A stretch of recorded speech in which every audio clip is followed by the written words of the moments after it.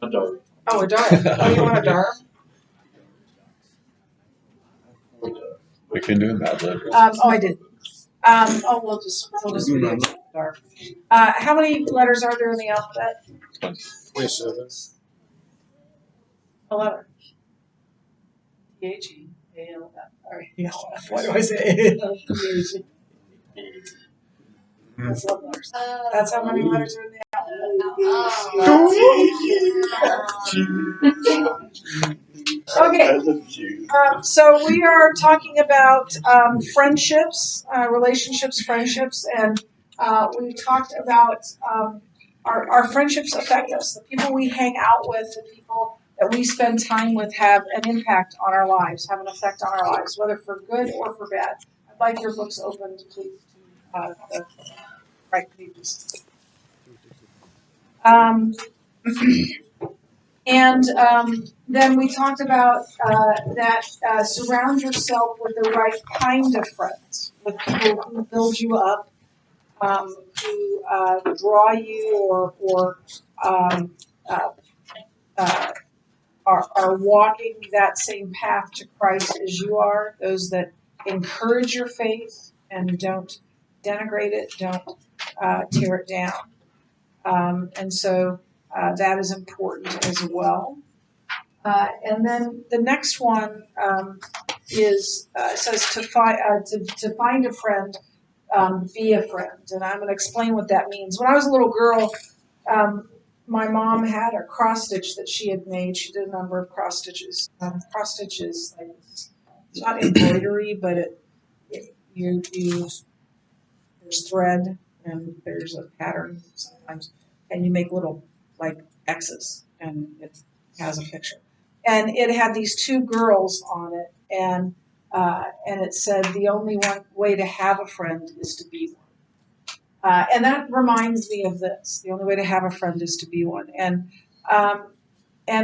what I mean by that, and what this means is that we are to be the kind of friend that we want others to be to us. We want to surround ourselves with the right kind of people, the right kind of friends that help us grow as people, as followers of Christ, who love us. And loving, sometimes is supporting, and sometimes it's telling someone something they don't want to hear in a loving way. And so we need to be that kind of friend in order to find that kind of friend. So my question for you is this: what do you think it means to be a good friend? What is a good friend? Yeah.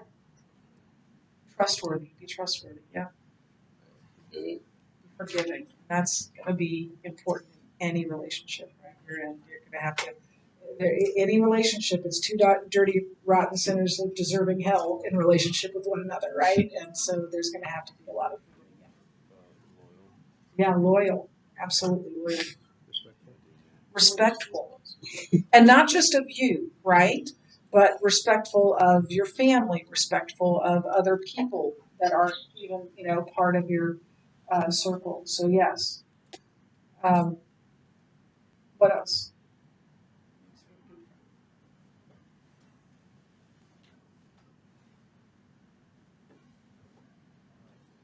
Honest. They don't try to like change you.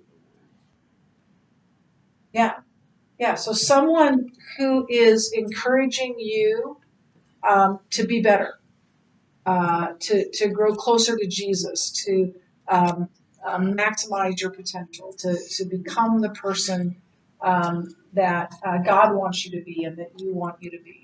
And a person who is taking you the other direction is not a good friend, and maybe even a dangerous friend to have. I think all of those are true and very good answers. So, and I'm going to talk more about, because we're going to talk about dating relationships today. I'm going to talk more about, like, how do you find the right person kind of thing. And part of that is being the right person.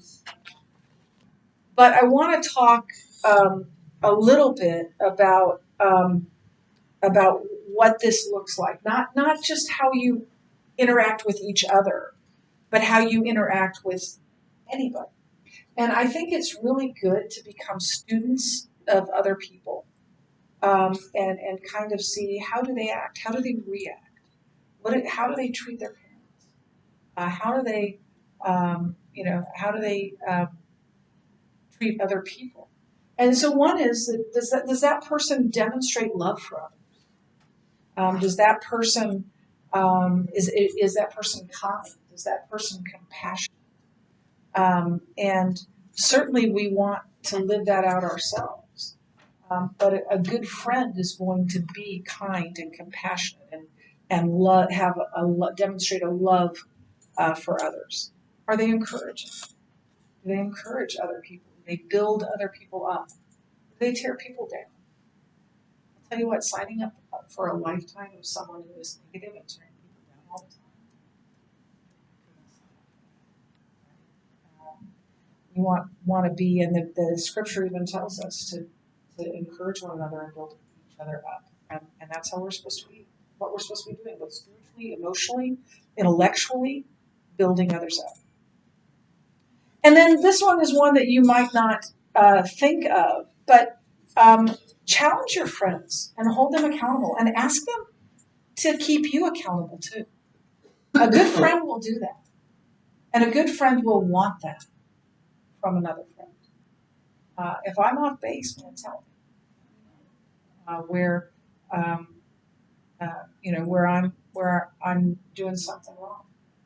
Ask your friends to hold you accountable, and then keep them accountable too.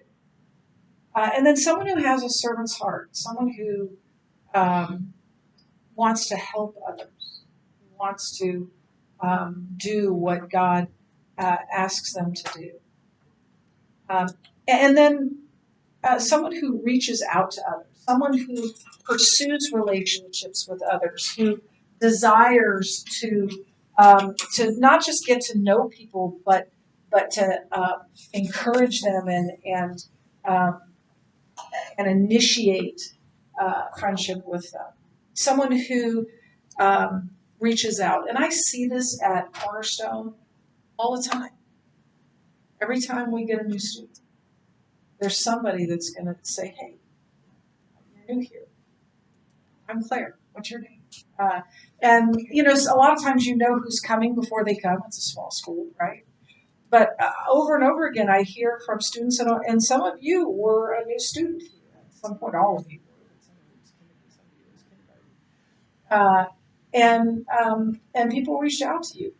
Those girls in the back row, they went to Chicago to pick Angela up, right? And that had to make you feel good, right? To walk off the plane and see your friends that had been connecting with you even before you got here.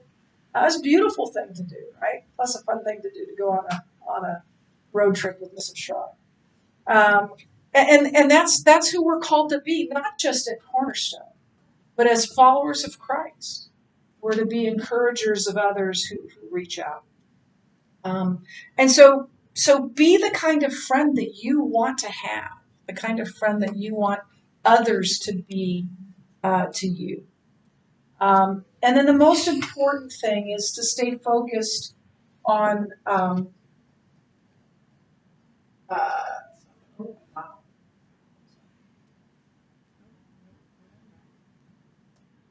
stay focused on God. That's what it means when it says stay focused on to whom we belong. The most important thing is to keep God at the center, not only of our own lives, but of our relationships, of our friendships. And so then that leads into so what do healthy, and it says healthy relationships, but it should say healthy guy-girl relationships look like? What do dating relationships or friendships with the opposite sex, what should those look like? And all of the above is true, right? Everything we've already said applies both to friendships and to dating relationships.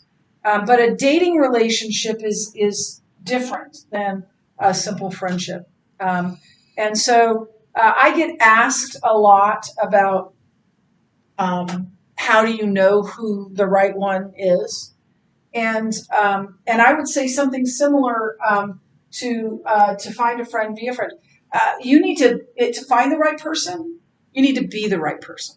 If you're not the right person yet, you won't find the right person, or you won't find the right person that that you need. So to find the right person, you need to be the right person first. If you don't know who you are in Christ, if you aren't mature emotionally and spiritually, you're not ready to find the right person. Take care of that first. I've seen so many disastrous relationships because both people were immature and selfish.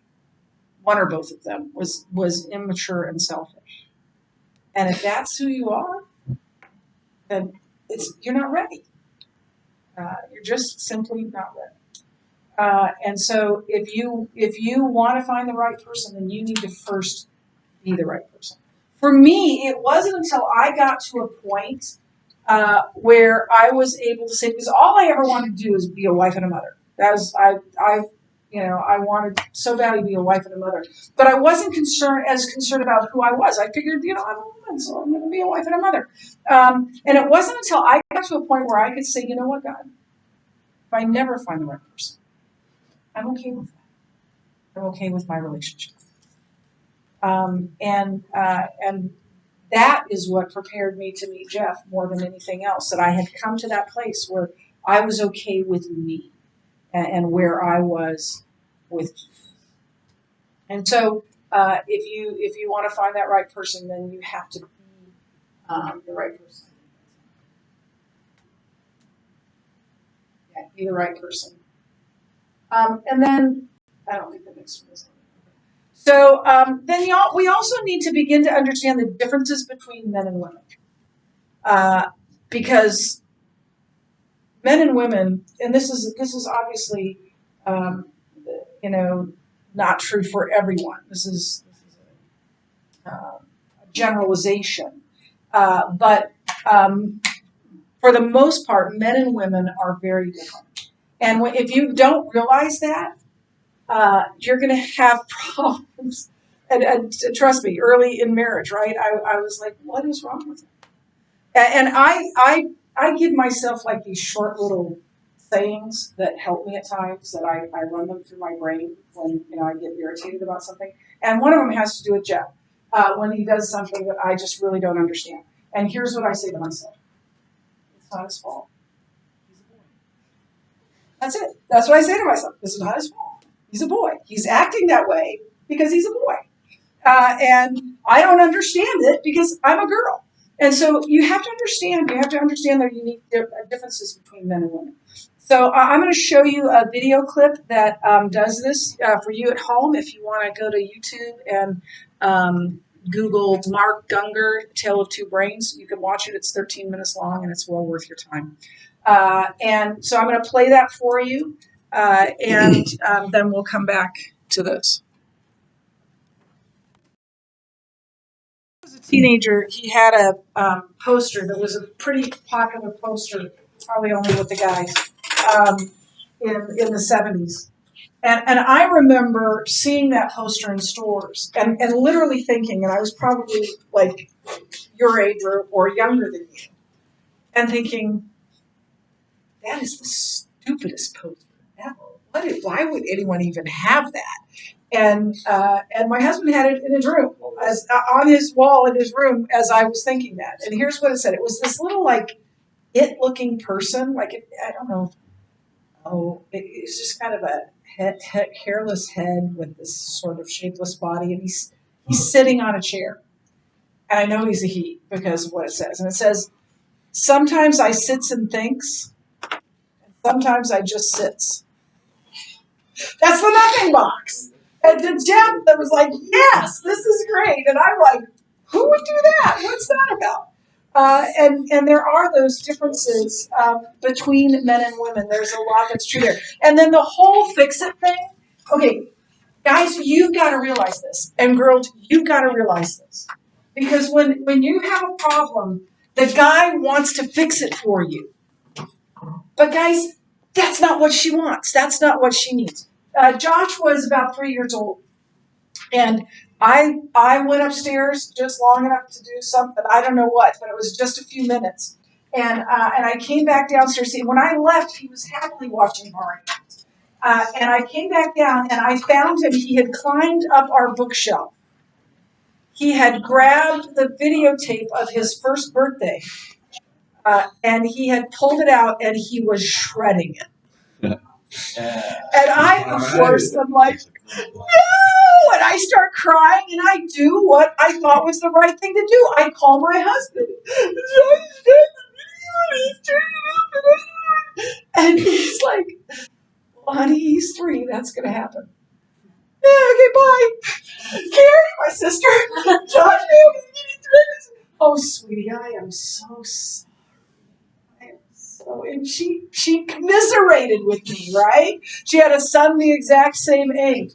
That's what she wants. She doesn't want you to fix it. She wants you to enter into what she's feeling.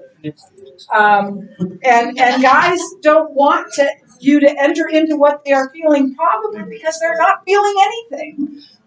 They want you to give them a solution. It's just a difference between men and women. And it really is an important thing in relationships. Okay. Um, so,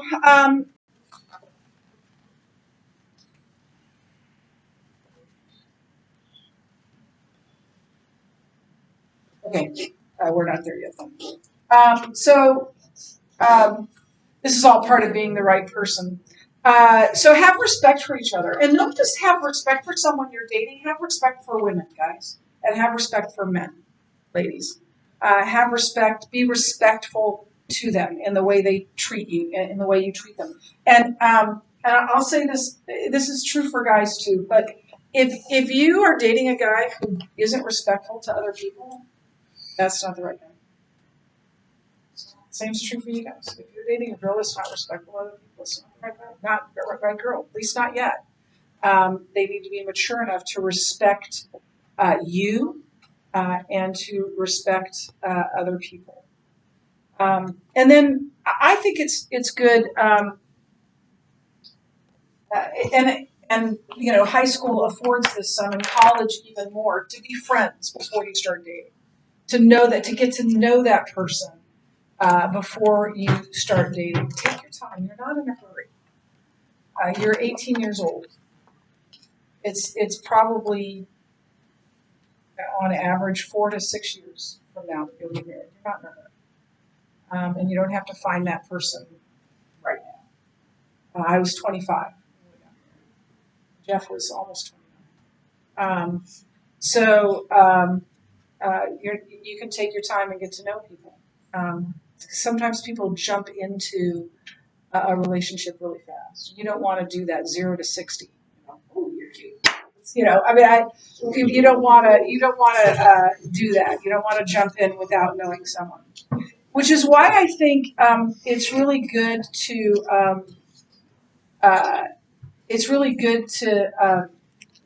do group things, and not it can become very fraught if you spend too much time alone. And so get to know people in a group setting. That's how Jeff and I got to know each other. We were both in the same young adults group at our church, and it was during a game of Trivial Pursuit. Jeff thought, "Go and ask this girl out." But we had been in that same group together before that, getting to know each other. As I've already told you, I noticed him the first time I saw him. So yeah, there's no rush. So then tomorrow we'll get into dating and talk about that a little bit. And yeah, move forward. That's